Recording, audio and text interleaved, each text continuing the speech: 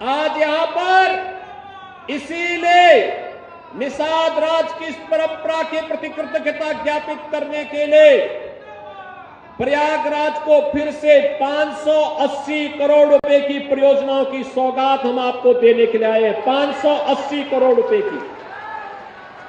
हमारा प्रयागराज अब सामान्य रूप से इलाहाबाद नहीं रहा, अब ये प्रयागराज हो गया है। प्रयाग का मतलब मिलन स्थल और प्रयागराज का मतलब महामिलन स्थल।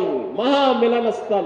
मां गंगा भी मिलती है, यमुना भी मिलती है, मां सरस्वती भी मिलती है, उनका मिलन तो है ही।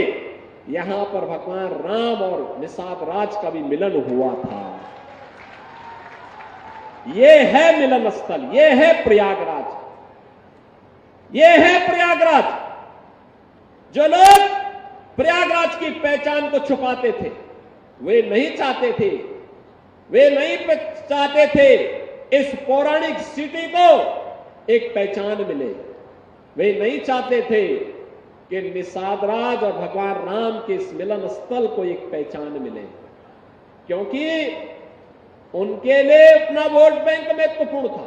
देख रहे हो ना, देख रहे हो, यहां पर भी निषाद राज की पौराणिक भूमि पर कब्जा और जगह जगह शहरों पर भी वक्फ के नाम पर कब्जे किए गए हैं। अब तो हम प्रधानमंत्री जी के प्रति आभार व्यक्त करते हैं।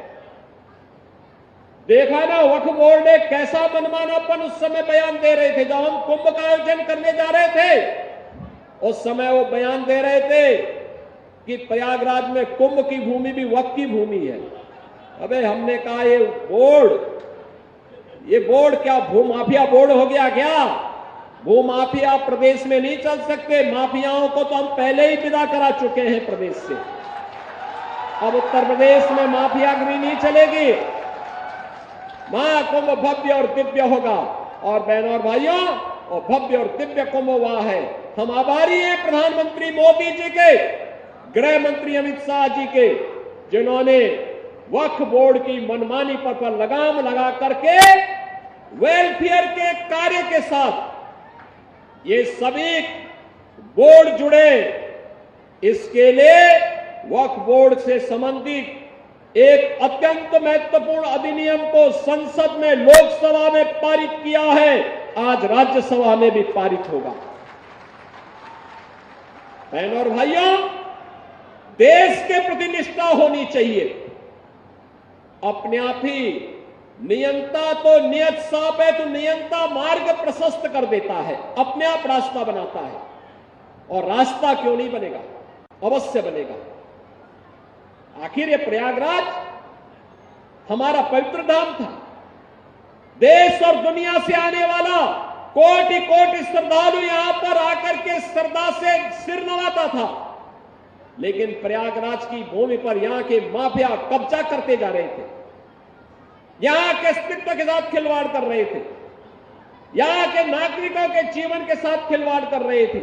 जो कोई भी आवाज उठाता था उसको ही मार दिया जाता था, अपहरण कर दिया जाता था, गायब कर दिया जाता था। अब ये नहीं चलेगा, अब ये नहीं चलेगा। सरकार की पहले दिन से जीरो टॉलरेंस की जो नीति थी, उस जीरो टॉलरेंस की नीति के अनुसार आज सरकार फिर से इन कार्यक्रमों को आगे बढ़ा रही है। और मैंने यहां पे कहा है, यहां पे भी निषाद राज का ये भव्य पार्क बना है, मिलन का पार्क। इसने प्रयागराज के नाम को फिर से सार्थक किया है।